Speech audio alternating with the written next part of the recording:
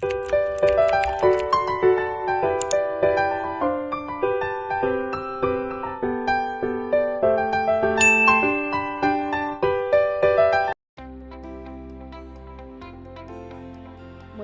belajar. A. Motivasi dan motivasi belajar. Kata motivasi berasal dari kata motif, yaitu berarti segala sesuatu yang mendorong seseorang untuk bertindak melakukan sesuatu. Dalam Kamus Besar Bahasa Indonesia, motivasi didefinisikan sebagai dorongan yang timbul pada diri seseorang, sadar atau tidak sadar, untuk melakukan suatu tindakan dengan tujuan tertentu. Motif merupakan dorongan yang memicu seseorang untuk melakukan suatu hal. Motivasi berasal dari dalam diri sendiri dan berasal dari luar. Secara garis besar, dapat disimpulkan bahwa peranan motivasi belajar diantaranya yaitu: A. Motivasi sebagai penentu pembelajaran yang efektif atau penentu keberhasilan ataupun kegagalan belajar, karena motivasi sebagai sumber dorongan untuk berhasil dalam belajar. B. Pembelajaran yang memiliki motivasi akan menyesuaikan dengan kebutuhan, dorongan, motif, dan niat dari peserta didik. C. Motivasi mendorong peserta didik untuk kreatif dan inovatif dalam mencapai tujuan dari pembelajaran. D. Berhasil atau tidaknya membutuhkan motivasi dalam pembelajaran terkait dengan pengelolaan kelas. B. Jenis motivasi belajar. Motivasi merupakan sumber kekuatan dalam belajar dan pembelajaran. Motivasi memicu peserta didik untuk melakukan suatu perubahan, menunjukkan ke arah yang lebih baik lagi. Motivasi belajar ada dua jenis, yaitu motivasi intrinsik dan motivasi ekstrinsik. Motivasi tumbuh dan berkembang dalam diri seseorang. Secara umum, motivasi tumbuh dan berkembang dipengaruhi dari diri individu sendiri atau intrinsik, dan dari luar atau lingkungan, atau disebut dengan ekstrinsik. 1. Motivasi ekstrinsik merupakan motivasi yang disebabkan oleh faktor-faktor dari luar situasi belajar. Motivasi ini secara tidak mutlak berkaitan dengan aktivitas belajar. Misalnya, anak rajin belajar untuk memperoleh hadiah yang dijanjikan orang tuanya. 2. Motivasi intrinsik adalah motivasi yang mencakup dalam situasi belajar yang bersumber dari kebutuhan dan tujuan-tujuan peserta didik sendiri. Motivasi ini sering disebut sebagai motivasi yang sebenarnya timbul dari dalam diri peserta didik, semisal keinginan untuk mendapatkan suatu keterampilan tertentu. Berdasarkan proses perkembangannya, maka motivasi atau motif menurut Adin Syamsuddin Makmun dapat digolongkan menjadi dua, yaitu: 1. Motif primer atau motif dasar, menunjukkan pada hal-hal yang dasar. Motivasi ini berasal dari segi biologis atau jasmani manusia. Motif ini sering juga disebut dengan istilah dorongan atau drive. Konsep yang dikembangkan Freud dan motif ini pun dibedakan lagi ke dalam: A. Dorongan fisiologis yang bersumber pada kebutuhan organis yang mencakup antara lain lapar, haus, seks, kegiatan pernapasan, dan istirahat. B. Dorongan umum dan motif termasuk di dalamnya dorongan kasih sayang, takut, kekaguman, dan rasa ingin tahu. 2. Motif sekunder menunjukkan pada motif yang berkembang pada diri individu karena pengalaman dan dipelajari, yang termasuk di dalamnya antara lain: A. Takut yang dipelajari. B. Motif-motif sosial, ingin diterima, dihargai, persetujuan, status, merasa aman, dan lain-lain. C. Motif objektif dan interest, eksplorasi, manipulasi, dan minat. D. Maksud dan aspirasi. E. Motif berprestasi. Motivasi dilihat dari dasar pembentukannya terdiri atas dua jenis, yaitu: 1. Motif bawaan, yaitu motif yang dibawa sejak lahir. Motivasi ini tanpa dipelajari. 2. Motif yang dipelajari, maksudnya motif-motif yang timbul karena dipelajari. Selain itu, ada juga yang mengategorikan motivasi menjadi motivasi jasmaniah dan rohaniah. Motivasi yang termasuk motivasi jasmaniah yaitu insting, otomatis, dan nafsu.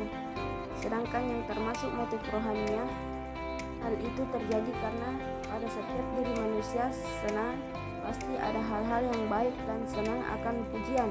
Sementara motivasi negatif akan memberikan dampak yang kurang baik untuk jangka panjang, akan tetapi akan berdampak pada semangat kerja yang baik untuk jangka pendek.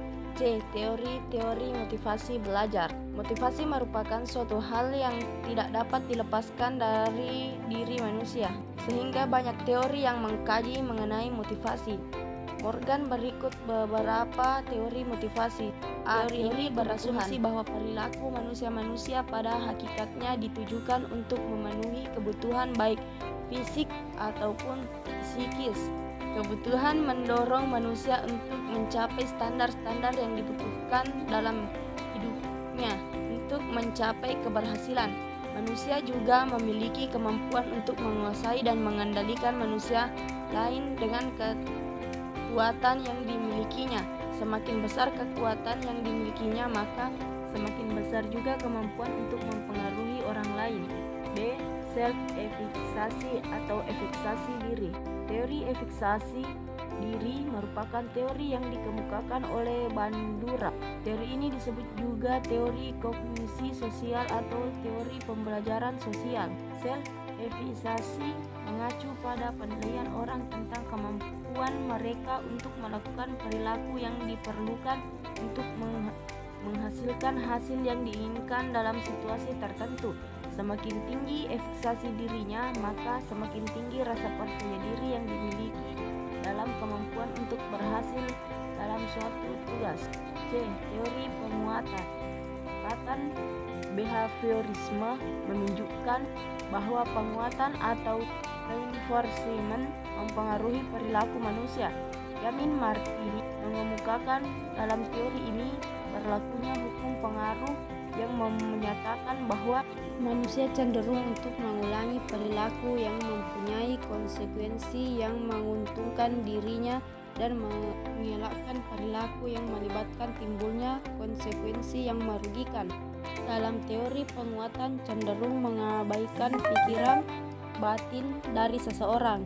Teori ini lebih menitik beratkan pada apa yang terjadi pada seseorang ketika melakukan sesuatu, atau dengan kata lain, teori ini lebih menekankan kepada perilaku yang dimunculkan dari seseorang. D. Teori kebutuhan berprestasi.